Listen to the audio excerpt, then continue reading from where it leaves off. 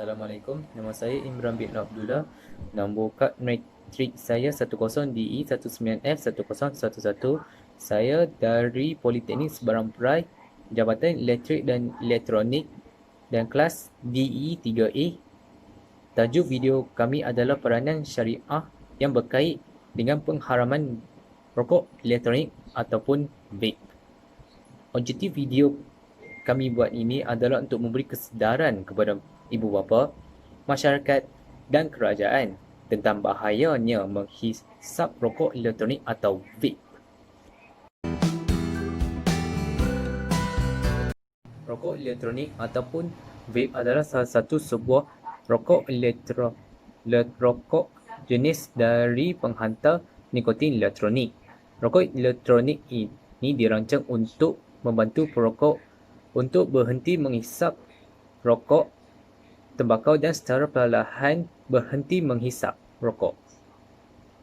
Rokok elektronik ini terdapat dalam berbagai bentuk dan ukuran, tetapi terdapat 3 komponen utama dalam rokok elektronik, antaranya bateri, elemen pemanas dan tabung yang berisi cairan. Vape ni bekerja dengan cara memanaskan cairan yang ada dalam tabung dan kemudian menghasilkan wap seperti asap. Dalam kandungan vape, terdapat 3 jenis bahan, antaranya propen glikol ataupun gliserol, nikotin dan juga penambah rasa. Terdapat 3 peranan syariah yang berkait dengan isu vape ini. Yang pertama, memelihara agama. Yang kedua, memelihara maruah. Dan yang ketiga, memelihara nyawa.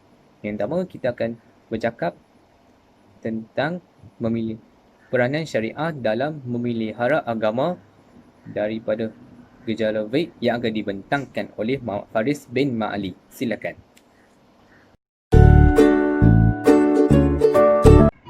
Assalamualaikum warahmatullahi wabarakatuh. Nama saya Muhammad Faris bin Ma'ali. Nombor matrik 10DE19F1017. Hari ini saya akan membentangkan tentang peranan syariah dalam memelihara agama daripada gejala vape. Yang pertama, dalam Islam terdapat beberapa pendapat daripada ulama Islam tentang penggunaan vape yang mengatakan sesungguhnya adalah haram kerana takut memudaratkan kesihatan tubuh atau tubuh badan. Yang kedua, pihak berkuasa dan JAKIM mengadakan kempen kepada semua golongan masyarakat tentang bahayanya gejala vape ni. Yang ketiga, meniru budaya barat. Yang keempat, mengikut laporan dari pihak berkuasa juga menunjukkan bahawa penggunaan dadah sintetik di kalangan remaja sedang meningkat dan ini akan lebih memburukkan keadaan jika penggunaan rokok elektronik juga terdapat unsur-unsur dadah di dalamnya. Seterusnya, firman Allah Ta'ala mengatakan, bersabda, wala talqu bi aidikum ila tahlukati wa ahsinu inna wa yuhibbul muhsinin. Bermaksud, dan janganlah kamu sengaja mencampakkan diri kamu ke dalam bahaya kebinasaan. Daripada surah Al-Baqarah ayat 195. Walaupun ayat ini diturunkan berkenaan dengan perbelanjaan infak fi sabilillah, tetapi keumuman ayat ini merangkumi segala bentuk perbuatan yang membawa kepada kebinasaan sebagaimana dijelaskan oleh ayat Syaukani yang seperti di bawah. Yang bermaksud dan yang sebenarnya ialah pengajaran itu diambil melalui keumuman lafaz, bukan melalui sebab penurunan ayat secara khusus. Maka setiap perkara yang mendapati maksud kebinasaan sama ada terhadap agama atau dunia maka ia termasuk dalam umum ayat ini, dan ini jugalah yang dipegang oleh Ibnu Jarir Al-Tabari. Itu saja daripada saya. Sekian, terima kasih.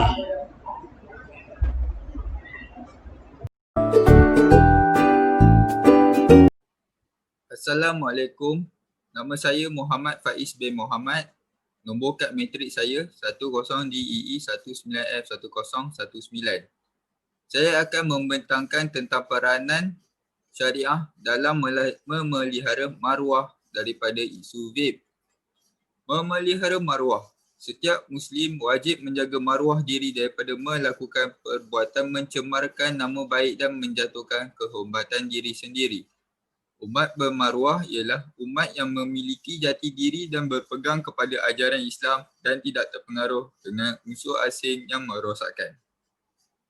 Dr. Zulkifli berpendapat hukum menghisap vape adalah haram dengan beberapa alasan. Mengkiaskan menghisap vape dengan menghisap rokok sebenar.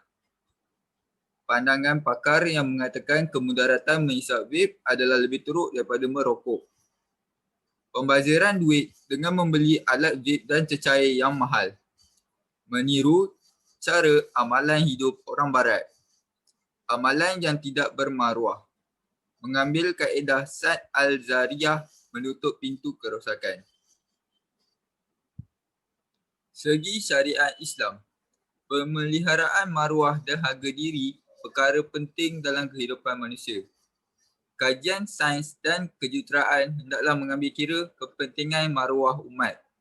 Tindakan yang membelakangkan maruah boleh mengundang kerosakan dan kemusnahan yang besar. Lantaran itu, hukum, hakam dan dalam syariat Islam memandang serius terhadap tindakan yang boleh merosakkan dan menghancurkan maruah seseorang.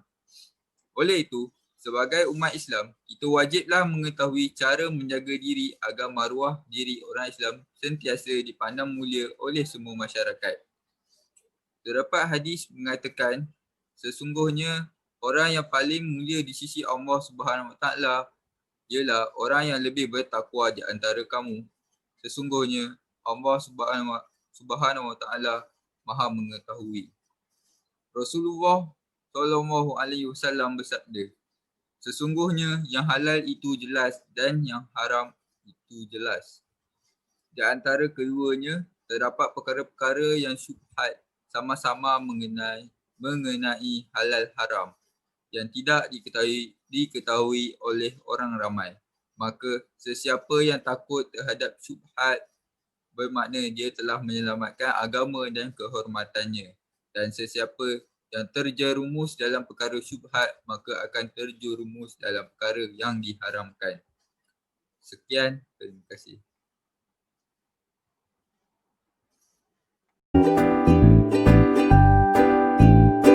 Assalamualaikum dan selamat pagi kepada Ustaz. Saya Muhammad Fidri Muhammad Khairuddin. Nombor kad medis saya ialah 10DE 19F1008. Hari ini saya dan kumpulan saya akan membentangkan tentang isu pengharaman vape, iaitu soalan yang kelima untuk e-folio ini. Saya akan tajuk yang saya akan menerangkan ini lebih kepada peranan syariah dalam memelihara nyawa. Baiklah, persoalan dia sekarang ni adalah tentang pengharaman rokok vape. Alhamdulillah, pada tanggal 21 Disember 2015, Muzakarah Khas Jawatan Fatwa Majlis Kebangsaan bagi Hal Ehwal Agama Islam Malaysia telah memutuskan bahawa penggunaan rokok elektronik ataupun vape ini adalah haram. Definisi rokok elektronik adalah seperti berikut. Rokok elektronik ataupun elektronik nikotin delivery system atau e-congregate adalah sebuah inovasi dari bentuk rokok konvensional menjadi rokok moden. Pada masa kini, rokok elektronik juga dikenali sebagai vape ataupun vapor.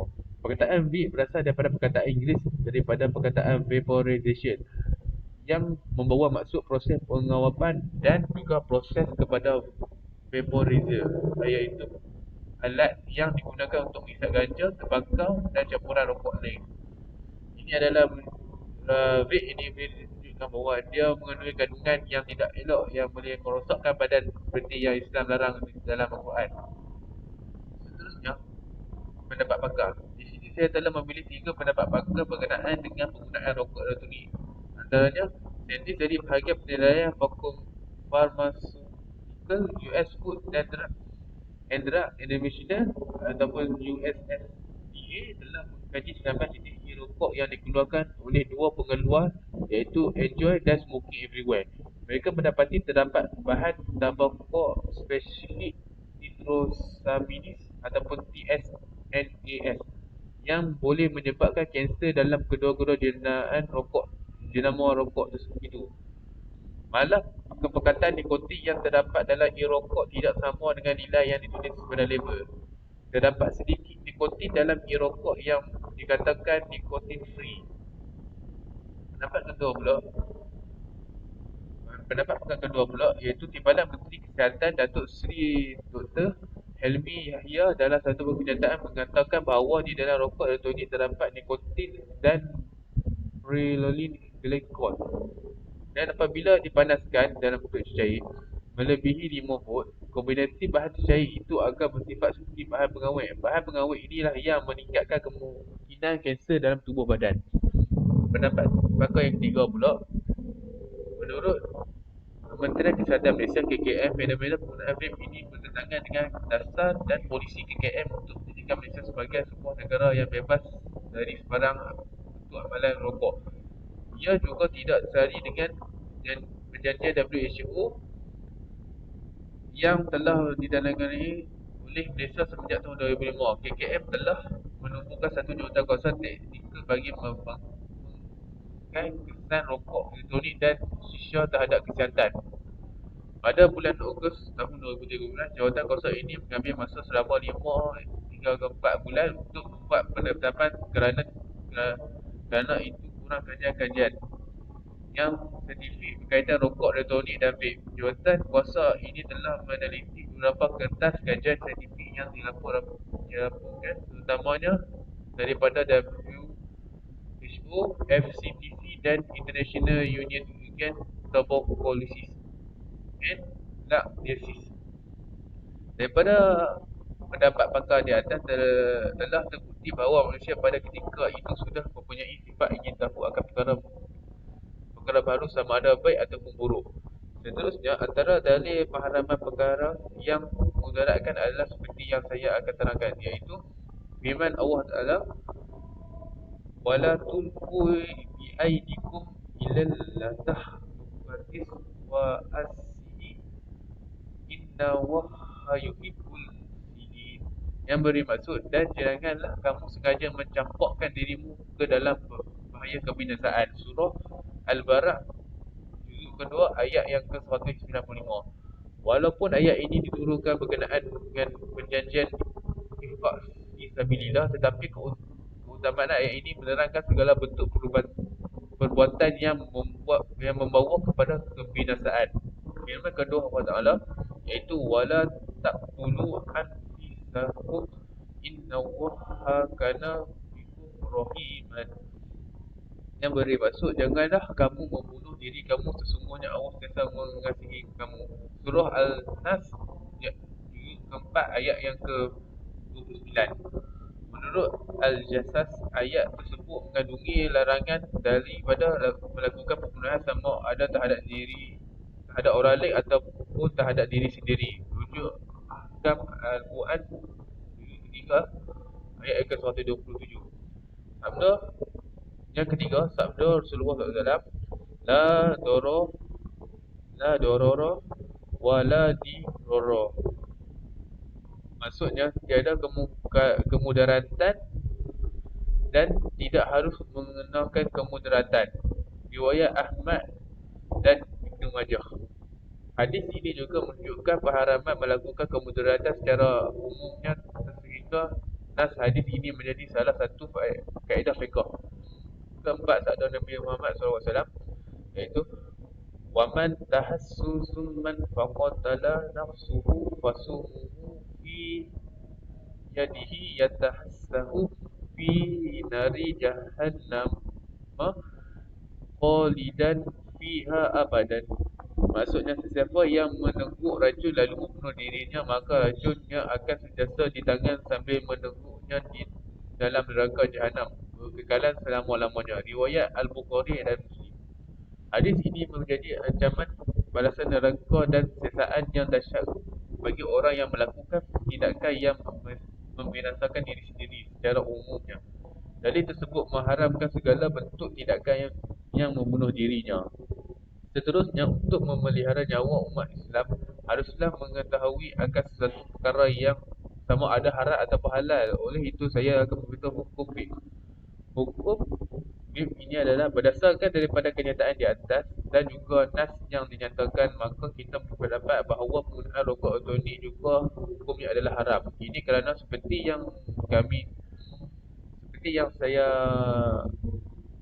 nyatakan, sebab hukum merokok terpakai untuk isu rokok elektronik ini, bahkan kami nyatakan sekali lagi beberapa alasan. Antaranya, kenyataan pakar menunjukkan ia mudarat, bahkan boleh jadi lebih mudarat daripada rokok itu sendiri. Ini merupakan asas pertimbangan yang amat kuat bagi mafsadahnya tidak boleh disangkal lagi, serta mudaratnya telah diperakui oleh pakar dan badan berautoriti.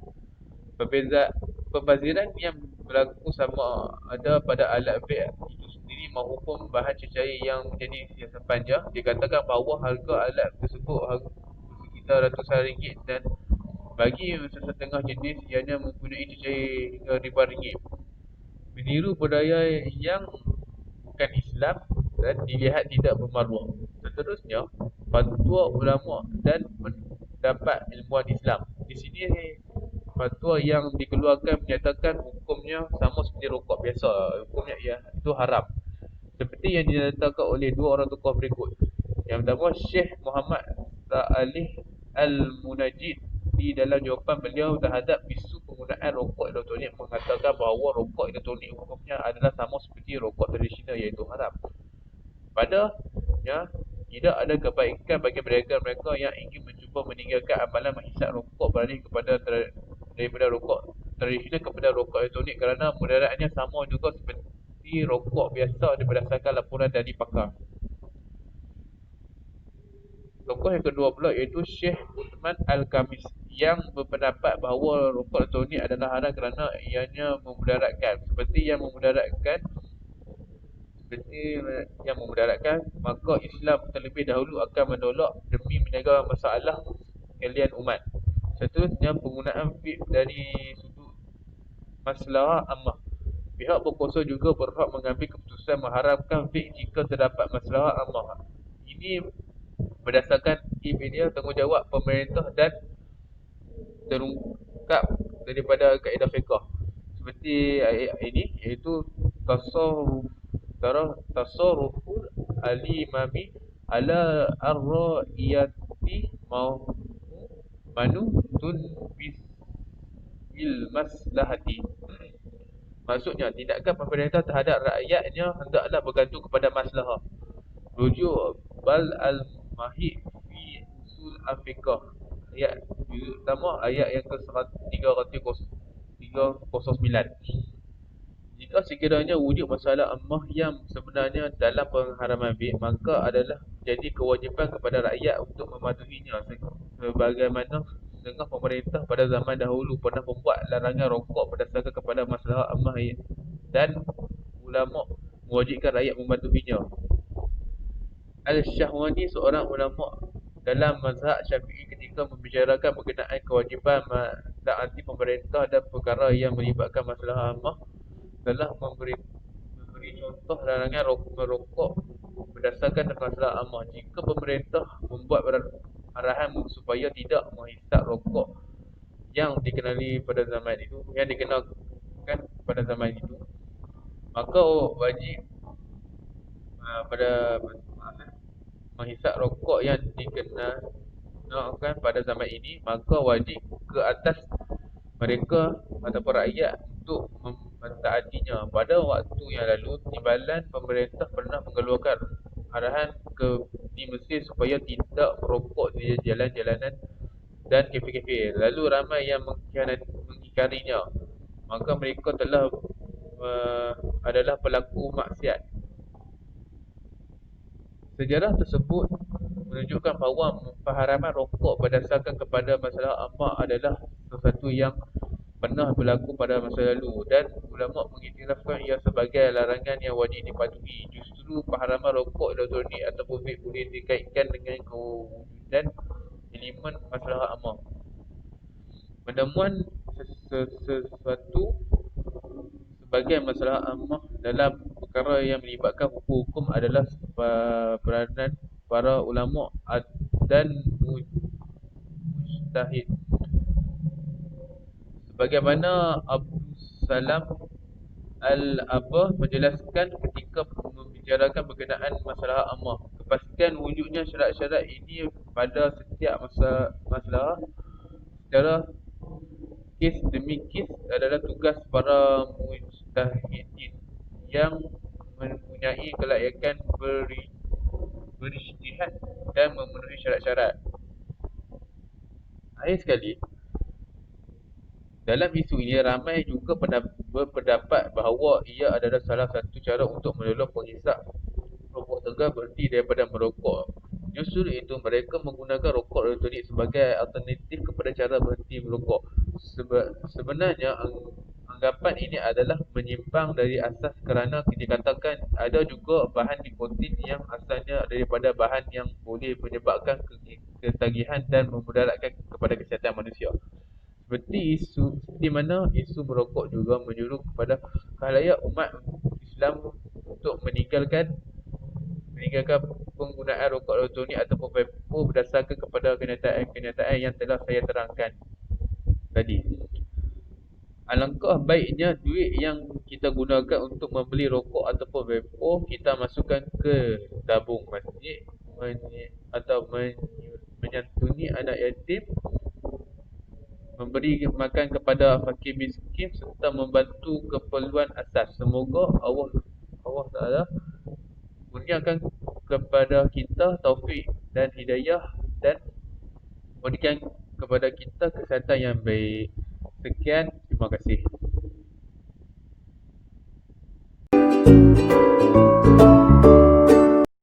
Kesimpulannya, rokok elektronik atau vape adalah haram dalam Islam kerana ia mendatangkan kemudaratan dan kesihatan pada diri, keluarga, masyarakat dan kerajaan.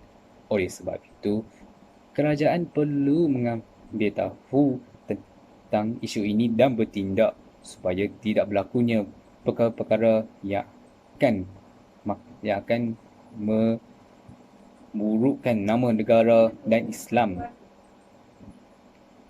Jadi, marilah sama-sama kita berhenti dan memanteras isu vape ini supaya tidak berlaku pada kita pada masa akan datang.